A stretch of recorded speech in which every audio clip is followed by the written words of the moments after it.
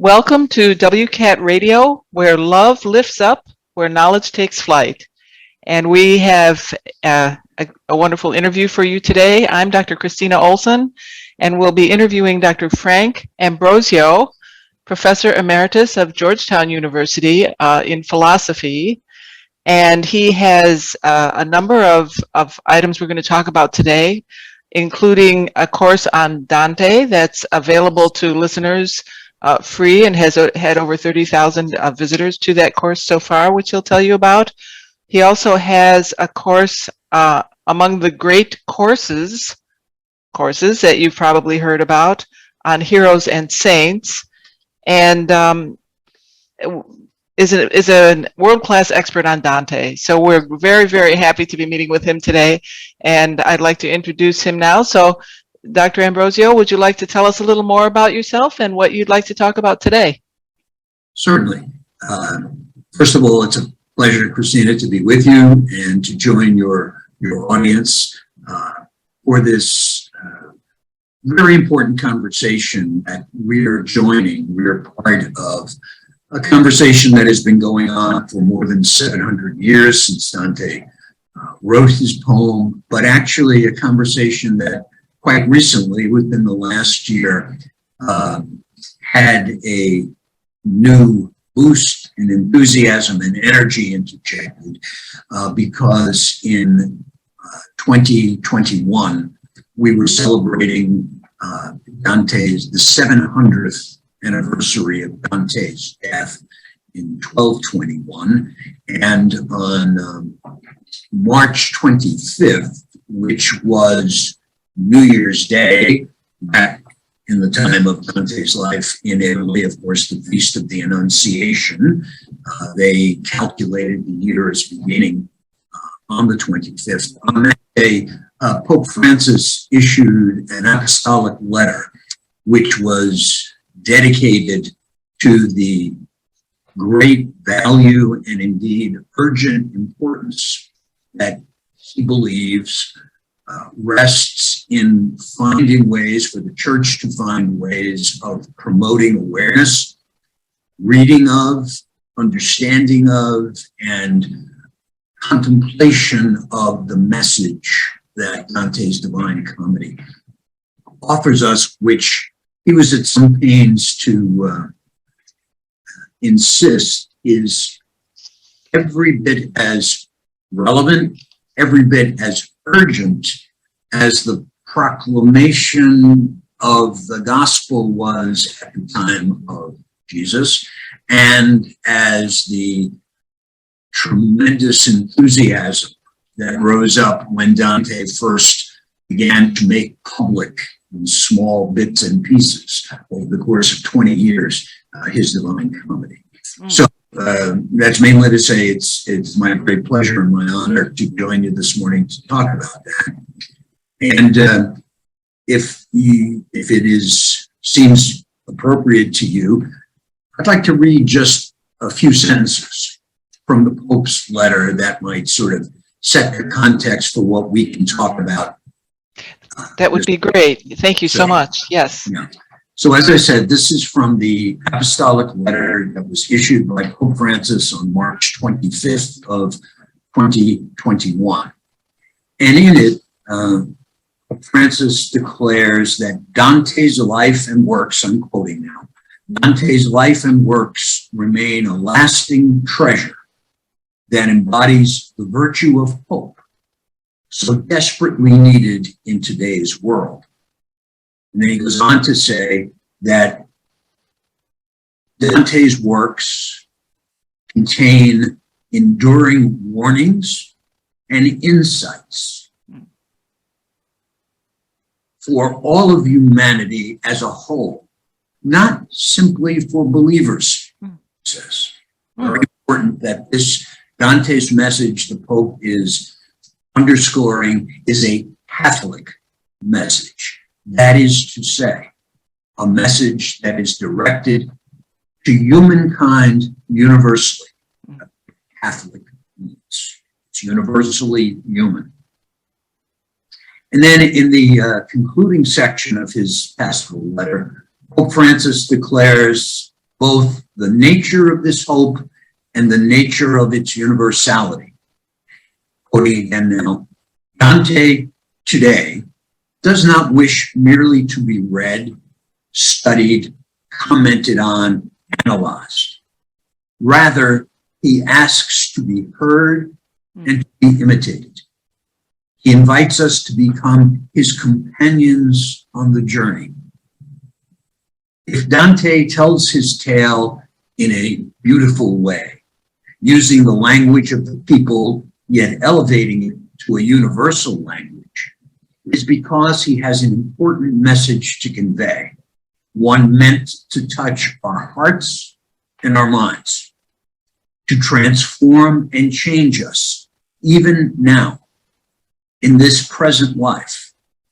It's fitting then, the Pope continues, that the present anniversary serve as an incentive to make Dante's work better known and appreciated, accessible and attractive, not only to students and scholars, but to all of those who seek answers to life's deepest questions and wish to live their life to the full, purposefully undertaking their own journey of life and faith with gratitude for the gift and the responsibility of freedom. The end of the quote from Pope Francis's letter. So as we talk about a variety of aspects of the Divine Comedy today, I want to try to keep in mind three words taken from the Pope's message. Hope, universality, message for everyone, not just believers. And then thirdly, the gift and responsibility of freedom. Dante's great poem is a poem about freedom and its cosmic significances. We all know, anybody hearing the name of Dante and the Divine Comedy realizes it's about a journey through hell, purgatory, and paradise. Hell, purgatory, and paradise are nothing other than the way in which human freedom, engaging and encountering God's freedom, produce a result which has consequences which echo throughout the history of the universe and reaches every corner of that creation. Something really big is happening in the life of each and every one of us that will have effects that last to the end of time and beyond. And indeed, have effects that impact not just our life, not just our individual relationship to God, but the lives and hopes and fears of every other human being. So there's my three words to use as sort of pegs to hang our attention on today, Kristina. Well, that's wonderful. And I'd also like to include the word transformation in there because of the journey aspect and also because that was included in the Pope's letter. But before we go there, I was recently listening to a discussion on the benefits of, shall we say, the depth of Catholic Christian insight on humanities, on the artifacts of the humanities, including poetry, music, and art, and so on. And the commentator made the comment that one thing that enters in, just like you had said, was the element of the eternal, that if we live our lives forgetting about the fact that we have this eternal spark in us, something that orients us to something beyond. And Dante's poem is about this, of course.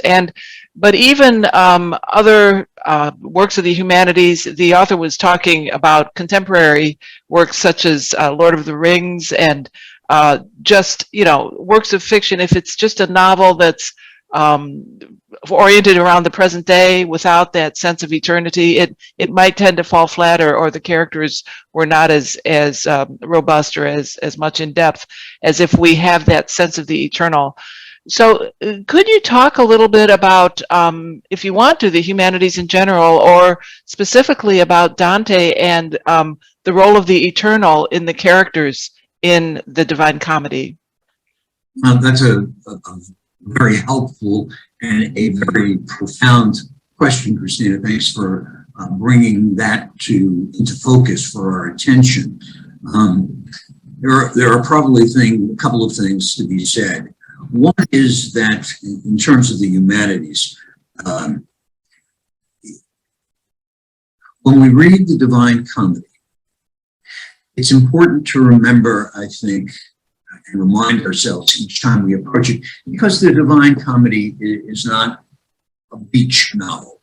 Mm-hmm. And that, I mean, it's something you bring in your leisure time, you read, and you read it. If it's a real page turner, you read it straight through. And then once you know who did it, then there's flags a little bit. No, the Divine Comedy is precisely, and this is, I think, part of what the Pope was calling to our attention. The Divine Comedy justifiably can and should occupy a place in our lives that is very similar to and very close to that of the Gospels. That is something to which we return repeatedly, because a first reading or even a second reading is not sufficient. We need to contemplate the scenes that we find, just as we contemplate the episodes of the life of Jesus in the gospel. We return again and again and again, because it is always possible to enter into the reality of what we read there, and specifically enter into that reality in the way we try to enter into the life of Christ. That is by placing ourselves in the scene. And when Dante asks us to view the sinners in the Inferno, to view the penitent souls in the purgatory, and to view the souls who are enjoying the glory of God in the paradise, it's because he thinks we can find ourselves in each and every one of those characters. It's not a question of, well, you're either in the Inferno, or you're in paradise, or you're in purgatory, but that all of those realities are at work. Life we're living here and now. They're possibilities that our freedom could choose. The sort of the difference between eternity and the world of our lives and the spaces and places and people and encounters of our lives is that our lives are not yet decided. The challenge we face is to decide in every moment of our life, when we run into something in someone else or in ourselves that suggests there might be evil here, might be the absence of love here, to ask ourselves where we stand in relationship to that. So decision, act of freely and progressively in the journey of conversion, as you well say. We're constantly trying, in the process of deciding who we want to be. And it's that Dante invites us, because the pilgrim in the story, Dante, the character in Dante's story, his journey is about constant, repetitive, progressive decision-making. That's the responsibility that the Pope spoke of, the great gift of being free to choose our identity finally. Finally, in the sense that it will last. It will have an impact that cannot be erased from the history of the universe as a whole. Now, that's extraordinary. responsibility to take. But it's also, as Pope Francis says, the hope that your life, my life, our lives can make a difference. In one sense, a small difference, a humble difference. But in another sense, the story insists, no, it's a difference that will have an effect on everything and everyone. Well, one of the differences, Eternal in that sense. yes, I think of two things as I hear you talk about that. One is, as I journey with Dante through the 9 circles of hell and am horrified and shocked at some of the similarities I might see among those sinners to things I had done or thought of doing, or and so forth, and of course am horrified and want to be different, make choices that do not land me there, that there's a sort of a self-serving way of making choices, if we can call it that. Of course, if it's God's will that we move toward him in heaven, then it also serves God's will, but it's kind of self-oriented. Then there's another way of making decisions. As I'm witnessing Dante and Virgil going through the Inferno, it does affect the viewer. It affects the person who enters into that story, as you described. That reminded me, as you spoke about that, in relation to reading Dante the way we might read the Gospels, of St. Ignatius's composition of place in Lectio Divina, that we picture ourselves in the Gospel story, picture the story, and place ourselves in that picture that we create to really enter into that reading of the Gospel stories.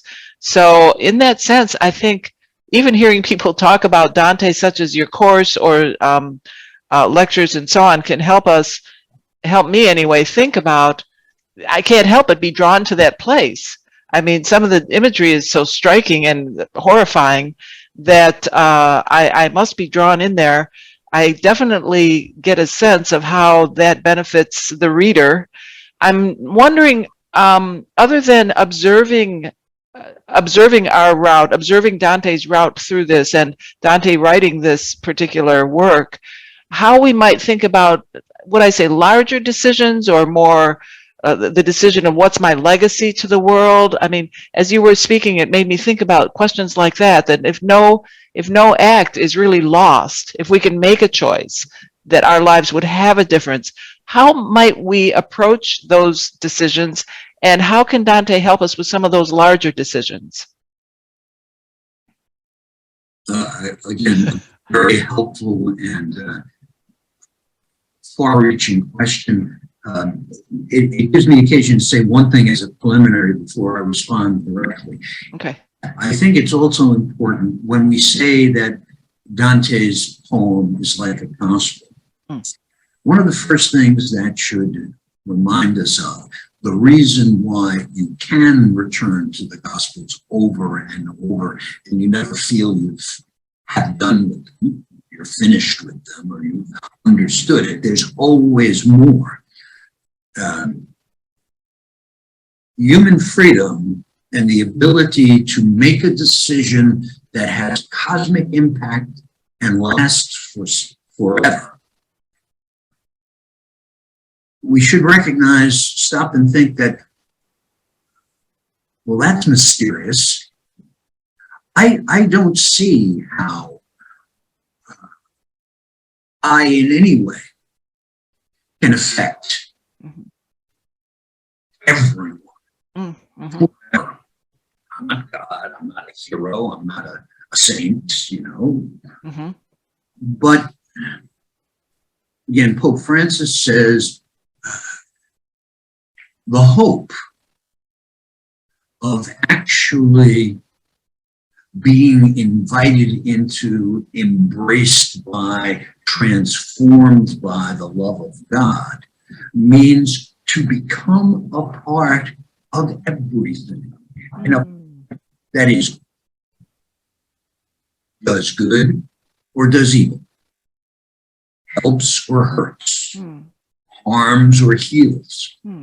So when Virgil leads Dante in the count of three of the Inferno through the gates of hell, he doesn't immediately try to describe hell or the nature of the experience of that. He simply identifies hell with the phrase that's written above the doorway, and that is, abandon hope, you who enter here. Hell is hell because it is impossible for the souls there to have any. And I think that's important and worth dwelling on in a sort of contemplative way just for a moment. What does it mean to abandon all hope? Well, it means to despair. It means to stop trying to love, stop trying to become different oneself, to have one's wounds of sin healed, the way the souls in purgatory demonstrate the wounds can be healed. And it means, I think, that one takes at some point a decisive step that I think can help at each step along the way have a sense of orientation. Should I go this way or should I go that way? And in that sense is that nobody is in Dante's hell because of any action they committed. It be in the first circle, adultery or gluttony or avarice, or later on fraud or murder. Those steps, those actions, those choices are not what puts them in hell. Rather, what puts them there, the only sin that is final, the sin against the Holy Spirit, is to despair of the possibility of God's loving forgiveness. That's the only reason they're there, is because they have given up hope. And that, I think, is one of those things, one of those many things in Dante that all of a sudden one realizes, oh my goodness, how profound and yet how simple. Hell means to despair of the hope of being forgiven. It's not about morality primarily. He did a murder, he did this or that. Yes, and that's very important and very serious. But what ultimately matters is that, and refused the offer of the grace of forgiveness that is always present as long as you're alive. See, that Dante says to Virgil as they go through the gate, oh my goodness, I don't want to go here. See what it says up there? I have to abandon my, and Virgil says, silly rabbit. You're different than they are. They've made their final choice. You haven't yet.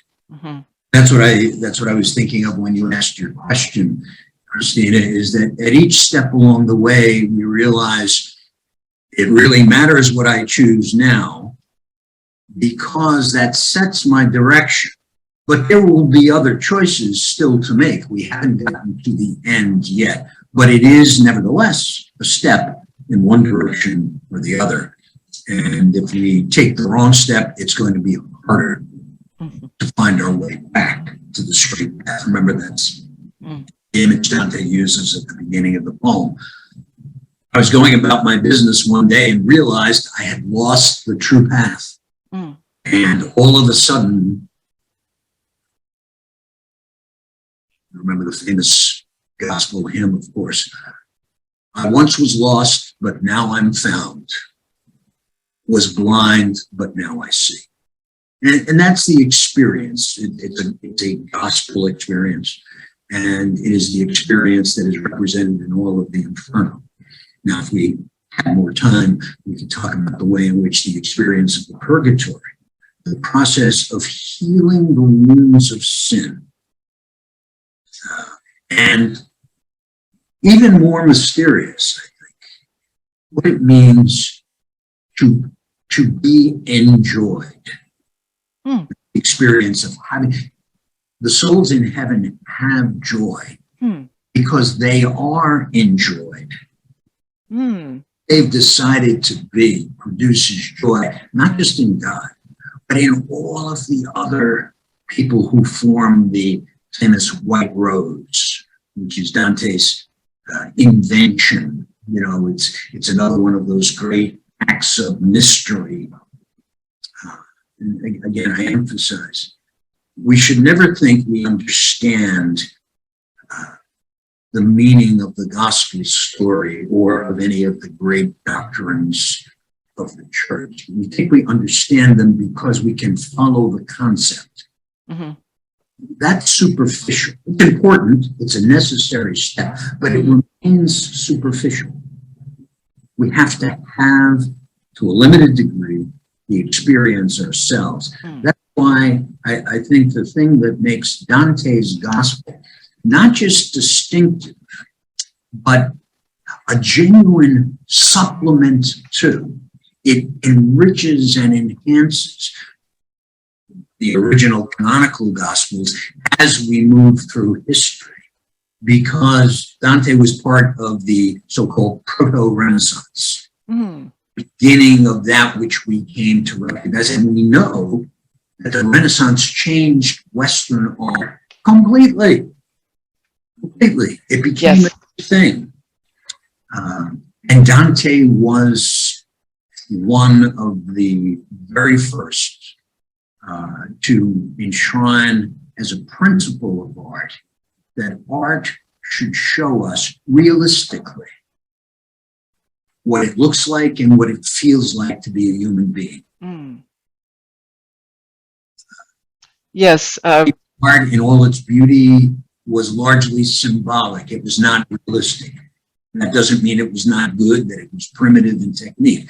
But it's a different sensibility, and our sensibility says, no, show us what life looks like in the flesh. It's a very incarnational concept. Yes, the shift in art during the Renaissance to showing people in more realistic poses and more realistic ways was a huge change, as you mentioned. And Dante lived earlier than that, but at the beginning, as you pointed out.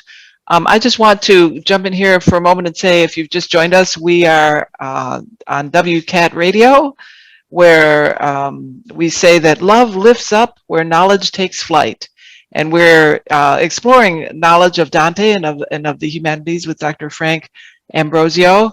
Dr. Ambrosio, I wonder if we might return to the theme of universality for a moment and think about, well, first of all, we want to remind our listeners that you all entering here do not need to abandon hope. This is a very hopeful conversation.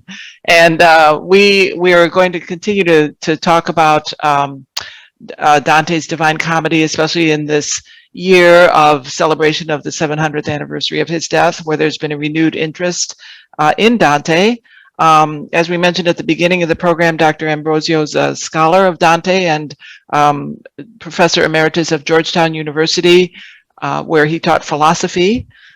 He has a number of works and books out on the market for us. And most recently, I think you wanted to share, Dr. Ambrosio, I wonder if this is a good time to mention your great books course, as well as your course on Dante that's available through Georgetown and through a third-party provider that has been enjoyed by thousands of people.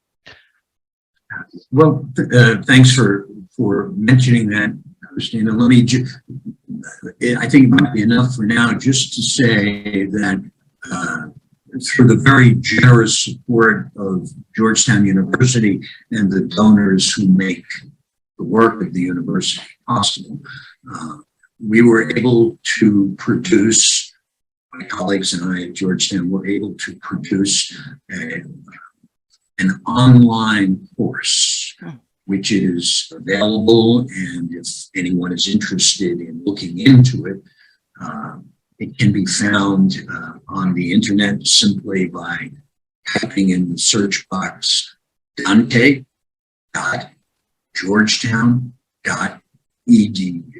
Okay, great. And that will take you to a very important and very useful organization called edX, EDX, which is a consortium of universities who have decided to try to make a great deal of the content of the courses that they offer available online throughout the world, anywhere there's access to internet, and at no cost. And this is itself a great work of education, great work of education that is conscious of universality. Of course, Yes. it's important that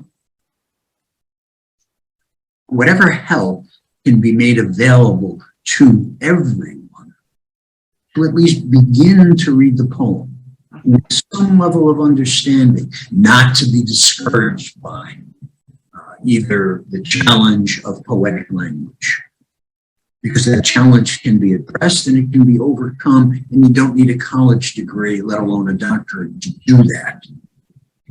All it requires is the humility of attention. I don't immediately, I don't see what this is trying to say or why it's saying it this way. Well, stay with it, pay attention, okay? And ask yourself, what has this to do with me? Where am I in this? And then our eyes begin to be opened.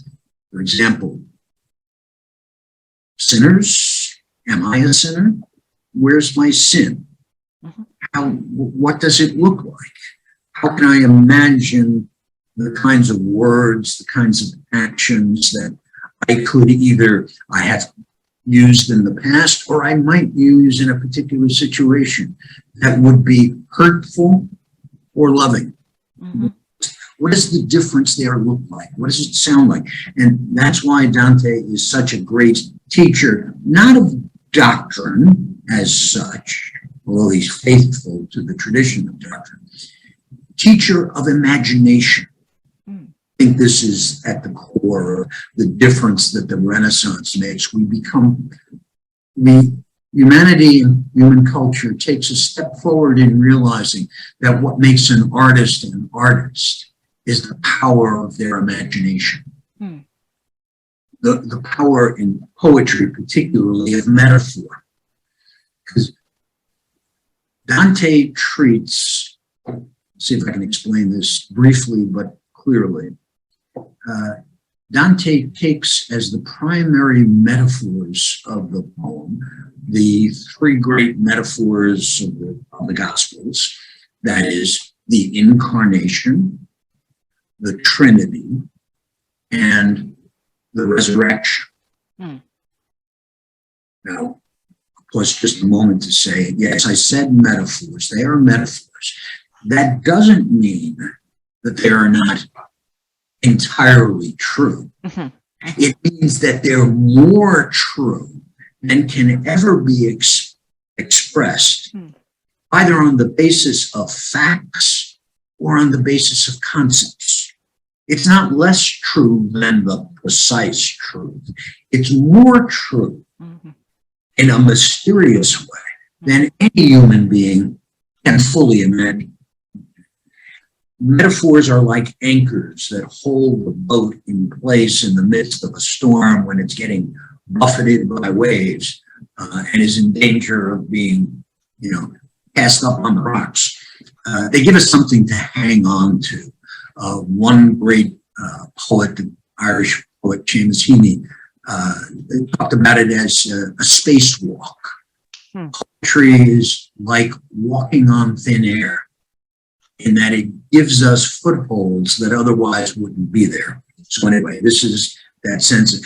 And taking one step further, that's where the universality of the poetry lies, in the fact that the metaphors give us human images hang on to as we try to fathom the mystery.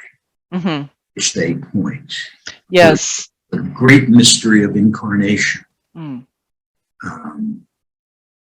Of course, we know that the Jesus of the gospel was born of a woman, lived a human life, died, and then a metaphor is introduced, resurrected. We don't know what that means. It doesn't mean simply coming back to life. We're told that it's a transformation of what we do know into something we don't know. Mm-hmm. But yet, at the same time, it helps us imagine what that mystery might be trying to tell us. The great mystery of the incarnation is that the divine is in the human and the human is in the divine. And that meeting occurs when the Word becomes flesh. Mm-hmm. Dante thinks that St. John gives away the whole secret there. He says the Word became flesh. The word, poetry, is the distilled essence of the power of the Word, as human beings can imagine it and can experience it.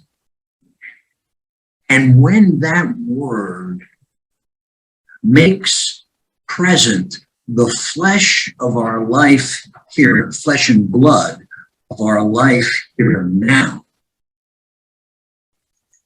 then it reveals a mystery that can never be fully fathomed. Well, it draws us into a deeper place of our very human life here and now. I mean, when I think of Dante's character, Dante as Pilgrim in the comedy, wrestling with someone in hell, I mean, grabbing his hair and, shaking that guy's head and interacting with his political adversaries and recognizing people who he knew. It calls into focus or into relief or something, makes present. It allows me to picture my own life, the people that I interact with, and how my encounters maybe have gone, and how I have maybe felt positively or negatively toward the people in my life. And it does make real by telling a story. Just recounting that there was a father who had two sons, and one went off and one stayed with him, and then the other one came back and the father was happy. That's great. But when Jesus tells the story, he fills out all the details, and the father is looking for his son, in the Gospels, I guess I should say the Gospel writers put that into the mouth of our Lord. And it enriches it so much. So the word, your point about the word or speaking and writing and the metaphor being more true when it's enriched with the story around it makes sense when we think about storytelling as revealing truth, for example, in the gospel stories. So yeah, it makes sense. Absolutely, because as you say, a parable like that of the prodigal son will be an episode in the Divine Comedy, and depending upon how you spin it, in the purgatory, it could go in the inferno, it could go in the paradise. I guess so. That's another one of these marvelous revelations, because if it's like a gospel, one of the reasons it's like a gospel is because it reveals the mystery. Okay. Reveals the mystery in a way that's different from the Gospels, and yet always true to the spirit of the Gospels, the inspiration of the Gospels, that it is born of the Holy Spirit. Okay. And I don't think we should ever be frightened by saying Dante has written a new gospel. It's still, of course, the gospel of Jesus Christ. But on the other hand, it's portrayed differently. Well, I wanted to ask you, in terms of morality and sin and universality, how might this writing appeal to members of other religions or members of people who might identify themselves as of no religion. If we think in terms of morality, as a Christian, I'm used to thinking in terms of sin. That's a concept and a fact I'm sort of used to thinking about. But there may be people that to whom Dante could appeal and could have, this universal appeal, that might think in terms more of moral choices, right and wrong. They might think in terms of relativism. There are no absolute goods or evils. What do you say about the universality of this work when we think of people of different ideological or religious backgrounds? Just let me say how very much I appreciate the thoughtfulness and insight of your questions. It makes my task so much more simple because you keep me on track. Thank you. On track with regard to things that matter.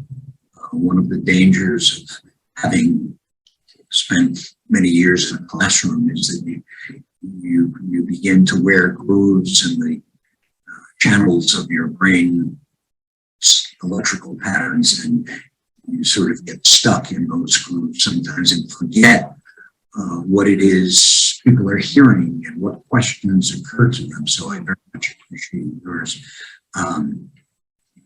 There are, I think, two things that maybe I'll try to say as briefly as possible about that. Number one is to go back to what the Pope said. He said at the very end of the passage that I quoted, he said that Dante needs to be read first and foremost, like the Gospels, contemplated out of an attitude of gratitude for grace given. And he puts it in terms of gratitude for the gift of responsibility and freedom. That the sense of responsibility and the notion of freedom as the soul, literally, the soul of the grace we receive through God's creation of the world, creation of the thing that matters. There would be no heaven and hell if human beings were not free to deal with the responsibility that they have to themselves and to others who are free and to God whose freedom created them. There would be no heaven and hell if it were not for responsibility. So leaving aside for a moment, not ignoring, not forgetting, but leaving aside the different ways in which human beings, human religions, human cultural traditions try to grapple with the sense of being responsible for oneself. Being responsible for either believing that one's existence matters and therefore one's actions matter, or acting as if one's freedom were a liberation from any bonds, any constraints, any consequences to one's choices. And of course, that is exactly the opposite of what freedom means. One of the things I mentioned in the course at the beginning of the Paradise, very often commentators will say that lots of people can easily get absorbed in and enter into the inferno.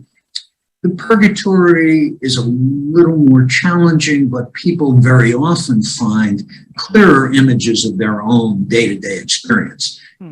The sinners in the inferno are kind of the superheroes of malfeasance. Okay? Most of us don't have that much imagination or that much energy to be great sinners. But the people in the purgatory are people who are going through the struggles of everyday life.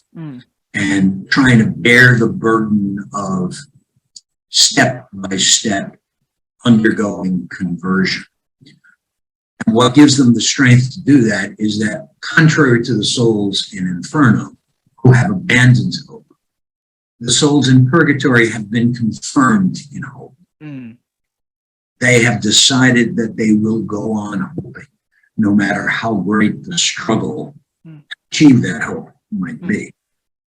But when you get to paradise, and joy is presented as the fulfillment of that hope. In other words, okay, you've been hoping faithfully all this time and working at getting here, and now we're going to find out what that hope actually means. What is the fulfillment of that hope? What is joy? There's a well-known and very, I think, profound quotation from Dostoevsky in the Brothers Karamazov, in the section that has to do with the so-called, the character referred to as the Russian monk. And in telling the story of his own conversion, the Russian monk recalls the death of his brother. Just before his brother dies, he tells him, "My little children, remember we are already in paradise. And we are in paradise as soon as we remember that we are all responsible to all our brothers and sisters for everything." Wow. Okay. It may seem as if we are individuals making our own choices. The joy of heaven is to see that all freedom is shared, is exchanged as a gift, Eucharistically, Dostoevsky would say, and Zosima would say, is exchanged among us as food and drink. Christ says, "Come to me, you blessed. When I was hungry, you fed me. I never saw you hungry. What you've done unto the least of my brethren, you've done unto me." That makes it very, very simple to understand why responsibility is the doorway into paradise. Being able to respond and recognizing that who I am is decided by how I respond to human need. Now, you don't have to be a Christian, you don't have to be a Catholic to recognize and have the spirit of universality, that conception of freedom, and the fact that how you use that freedom, it really does make a difference, permanent and cosmic. I just have a sense that is true. I mean, it's when we experiment with helping someone else, honestly, it feels so good. It's a sense, it's a feeling of, oh, I helped that person. They gave me a chance to help them. So we were able to connect. And that's a human event that doesn't always happen. Sometimes we shut each other out, or when I have a need and someone is willing to help me, I'm so grateful, And Yes. so it feels good. And it's not just the feeling good of license. It's a genuine helping of someone else. It's even if it's something small, like Jesus said, give them a drink of water. Your reward won't be lost. And so anyway, please go on. I'm just resonating with what you're saying. It makes sense that anyone, really of any culture, I mean, this is a human fact, and certainly I would think we see evidence of people helping each other and caring about each other in every culture, right? So that would make sense that would be universal. Sure. And that sense of who I am depends upon not just how I treat others, but how I am treated by others. There's no separate self there. And yet, both the teaching of Jesus in the doctrinal metaphor of the resurrection it's not just immortality. It's not just going on the same way you've gone on. No. It changes everything. It's a game changer completely. And again, it's gratitude for those three great metaphors of incarnation, Trinity, and resurrection. You know, as St. Paul says, if Jesus is not raised from the dead, then your hope is in vain. Mm-hmm. And that goes directly back to the gates of the inferno. What's the game changer? Abandon hope. Mm. If Jesus is not raised from the dead, then you have no reason to hope. Okay. Now, the other side of the coin, all human life is impossible without hope, real hope. That's why I think the Pope is putting such emphasis on Dante being presented to all, a way of imagining what it is that, where can we look in the present circumstance for hope? And I think he's implying that what Dante is saying is, look to yourself, not in terms of the strength of your freedom to offer others hope, but look to your own need for hope and hope that help will come to you from another. And if it comes from the other who is God, then the incarnation means that will take the form of coming to you through other human beings. And let me quickly connect that with two of the most obvious things about the poem. Dante's journey is not just a journey to God, it's a journey to God by returning to his beloved Beatrice. I was going to ask you about Beatrice. Perfect. Okay. Yes, thank you. Sometimes people look at me, it happens very often, people look at me as if I have two heads, but in terms of talking specifically about the poem, most of the time that takes the form of appearing to have two heads when I say that Beatrice is the reality, the embodied, incarnate reality of the salvation of Jesus Christ as it was experienced by Dante. Beatrice is Jesus in his life. And quickly add, there is nothing radical, revisionist, or even slightly unorthodox. Because all that is to say is that the resurrection is the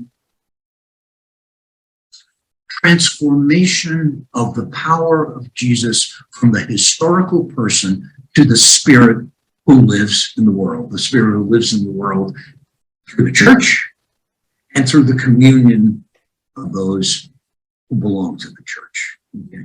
It's simply it's an imaginative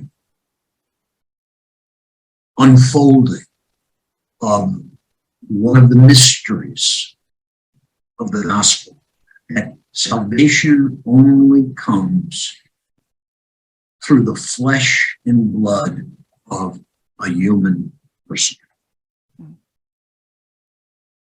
by the power of the Spirit at work in persons, not because of the person themselves, but because the person has in them the Spirit of Jesus.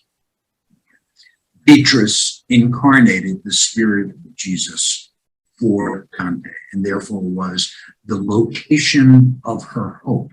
So for him to get to God, he has to get back to the location where he received hope. And he experiences that when Beatrice reveals to him the forgiveness of his sin. We can have a long discussion about what that sin is, and it's, again, it's one of the great joys of Dante's poetry to see how he tries to imagine that moment of grace, because Beatrice is not kind to him. Forgiveness is not simply reassurance. She says, I am here to require you to say how you failed me, how you failed the offer of God's love that I incarnated for you. And Dante must say that. And this, I think, this is very personal to me. I hope it may be, I hope it's not obscure and may be of help to others, but I attribute the possibility of, or the source of whatever insight is contained in my reading of that part of the poem to the very profound experience for which I am immensely grateful of having had the occasion to make the full Ignatian retreat, the so-called 30-day spiritual exercises of St. Ignatius, because it taught me experientially that the source of all grace comes in the realization of being a forgiven sinner. That's the source of gratitude, and gratitude is the flesh and blood of joy. So to be grateful, there's only one thing to be grateful for, that my sins are being forgiven. Well, that message she brings. And the conference. That's the reality of the gift she delivers to him. And it's why she can lead him into paradise. The confrontation you describe requiring Dante to face himself, really, and be reflective enough and admit, oh, yes, I have been a sinner. I need forgiveness. I'm doomed without it. I mean, it's that kind of self-searching leads to acceptance of Christ. It can lead there, and if it does, one can experience the infinite, mercy of God, which is overwhelming. And how can one help but be grateful for that? So I can relate very much to what you're describing there. That's so Beatrice's confrontation is essential in that process. Then. Absolutely. Okay. We could say, to use a somewhat conventional term, her role is prophetic. Okay. And just in the same way that David was confronted by Nathan. You are the man. You're the one who sinned. And my job here is to make it clear to you that you have sinned, and unless you ask for forgiveness, you have no hope. Well, that's the thing. I want to remind our listeners we're on WCAT Radio talking to Dr. Frank Ambrosio about Dante's Divine Comedy, and as he has mentioned, the entrance to the Inferno, the gate to the entrance to hell is inscribed with the words, "Abandon hope, all ye who enter here." But we do not have to abandon that hope. It can seem hopeless at times if we confront ourselves and I can't believe I did that. Whatever, it can be really disheartening when I thought I was doing the right thing, or but really that's one of the most hopeful moments. People talk about having hit bottom, for example, and that's when their lives can turn around. And so it can feel overwhelming, but truly the Divine Comedy leading the reader to through purgatory. You describe the everyday way of sort of navigating life, oriented toward God, oriented toward the joy that you mentioned, and then the knowledge of being forgiven, being willing to have that hope no matter what, and count on the resurrection as truth, and that Beatrice, or through the mediation of people, we can be launched or ushered or guided into heaven, into the church with other people, learn how to treat others better and allow ourselves to be treated well by others. All of that has very much relevance to what we hear on many of the talk shows today. Honestly, people need this. And so would you say then, in the sort of begin to wrap up here, we didn't touch much on the word of transformation, but we've touched on the action of transformation throughout our entire hour here. Is there anything else you'd like to say about the subject of transformation in the reading of Dante, or on any other part of the things that we've touched on so far today? I would want to emphasize the association of the journey of conversion, which is so obviously the central motif of the poem. The journey of conversion, and also the centrality of forgiveness with the notion of resurrection. Because the transformation that we're talking about is precisely the transformation in the life of Jesus that's encapsulated in the story of the resurrection, where we know it's not just he doesn't just come back to life. He has a new body, a new resurrected body, a new creation. It's a complete transformation. And yet, that complete transformation is a genuine continuation of the history of the life of the human person who undergoes that transformation. Okay? So, and that's a mystery. It's got to remain in our minds that it is a mystery.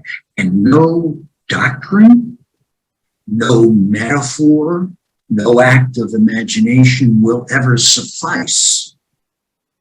The only thing we can do is cling to it, entrust ourselves to it, and allow it to transform us. We don't do conversion is not a transformation that we accomplish for ourselves. It's a gift.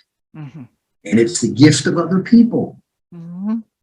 Other people who incarnate the Spirit of Jesus in our lives. Let me say one last thing real quickly, because it directly to this. The great story of the Divine Comedy, of course, is Dante's journey to God by returning to Beatrice, who offers him God's forgiveness and thereby allows him to enter into the paradise, through which she guides him. There's one other central figure in Dante's journey, and that's the figure of Virgil. Virgil occupies, I think it's accurate to say that Dante is as much concerned with the character of Virgil in the poem as he is concerned with the character of Beatrice. Simple fact of the matter is, Virgil occupies more of Dante's time on the journey, leads him through a greater stretch of the territory of the afterlife than Beatrice does. I think it's accurate to say that in Dante's mind, it is clear that he could not make it back to Beatrice without that help of Virgil. Okay. The great mystery, the great challenge of imagination and compassion that Virgil presents is the fact that it's announced the first time Virgil opens his mouth. Almost the first thing he says is, I will help you get there, but I cannot go there myself. I will have to return to limbo, the first circle of the inferno. And there I must continue to suffer what is the only real suffering. There's no punishment there, because everybody there was either innocent or virtuous. These are good people. However, what they suffer there is an eternity of sighing. Mm. Sighing because they know they can never hope to be with God. Mm. I would suggest that from the very beginning, that is a mystery, but a mystery that causes Dante profound sorrow. Mm. And that sorrow is based quite simply on the issue that Pope Francis addressed here. It seems that that loss of joy separates or divides the universality of the problem of salvation and rests it on a circumstance that does not depend solely on the freedom of the person who decides how to live their life. He's excluded by way of circumstance. This would require a great deal of heated discussion among the great rabbis of the poem. Circumstance because he was born before. He was born Christ. before Christ. Yeah, yeah. He was born, and all of the folks who were told about, the great thinkers of Greece and Rome, indeed many who were not Christian or Greek, Mohammedans and Jews, the people, of course, the hallowing of Christ by hell is the restoration of the people of Israel into the heritage that leads to the paradise. But others who did not share in the revelation, either through baptism or through the history of the Jewish people, are without hope. Dante cannot accept that. He never denies it as a teaching or as a doctrine. Okay. Say, no, that's wrong. He writes his poem with Virgil carrying that faith, but in a way that I won't try to go into now. In the Paradise, we're given very strong reason to think that Dante believes that the poetry of the Gospels, including the poetry of the Divine Comedy, is enough to save even Virgil. Wow. Okay. That's interesting. Now, as I said, that's a controversial topic, which will get you a lot of heat and sometimes some light. Certainly a lot of heat among, the rabbis of the poem. But I believe it is as important to Dante, that universality of Christ's salvation, which cannot be refused to anyone who hopes for it and lives in communion with that hope. There's one of the 16 Vatican documents discusses the Catholic Church's relationship with people of other Christian communities, and a different one for interfaith. So I would have to refresh my mind on that, but I believe I recall that something similar seems to have been stated there. We'd have to reread it. But I must admit, I think the Pope identifies it in part as he does here, because at the very least, I think he's saying we must continue to contemplate the mystery, the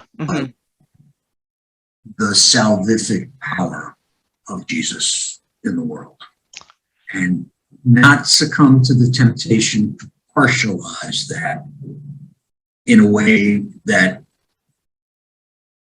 doesn't honor the mystery of God's grace and of God's salvation. God's grace and God's salvation, and the fact that all people are created in the image of God. That's a wonderful note to close on. It's a hopeful note, and it reminds us of, again, the universal message and hopefulness of the Christian message, at whatever degree one is able to have heard it due to circumstances or whatever else might have come along. Exactly. So that's a great message. And just we'll remind again our listeners that we're on WCAT Radio, where love lifts up, where knowledge takes flight. And we've been talking to Dr. Frank Ambrosio, Professor Emeritus of Georgetown University. We're very grateful, Dr. Ambrosio, to have had the chance to learn more about your teaching and your accomplishments and your guidance to us through Dante's Divine Comedy. So especially around this time of the 700th anniversary of his death. So with that, oh, go ahead, please. Yes. I just want to end by thanking you once again, and for the insight and for the openness of the questions that you posed. And I think is testimony to the fact that Dante is approachable. I know you've read the Divine Comedy, but the facility with which you have been able to identify and form questions about it should be an encouragement to anyone that if they open themselves to the encounter, there will be no shortage of good conversation and no shortage of insight and growth, which the poem continues to offer in a way that is closely connected with the Eucharist. It's an open invitation to be fed and to be satisfied. So thanks to you, Kristina, for the part you played in this conversation this morning. Well, very, very much appreciate that. And yes, people can, we'll remind them that there is a course that you've produced at dante.georgetown.edu, right? And that they'll be asked to log into edX to access those free materials. Right. And let me just add one last thing, and that is, should anyone wish to be in contact with me, I won't try to give you my email address, but you can simply go to the Georgetown website and in the directory find me, and I'd be more than happy to hear your comments, your questions, and try to respond to them as best as I can. well, that's a wonderful invitation. And so georgetown.edu would be the website of the university, I would think. Yeah, just Georgetown University. And the people will find it, sure. So, well, thank you very much again. And with that, I guess we'll sign off for the day. And we hope you have all been enriched at listening to Dr. Frank Ambrosio. And we'll welcome you to another interview in the future on WCAT Radio. So I'm Dr. Kristina Olsen signing off for today. So thank you again, and we'll see you next time. Best wishes. Bye-bye. Bye now.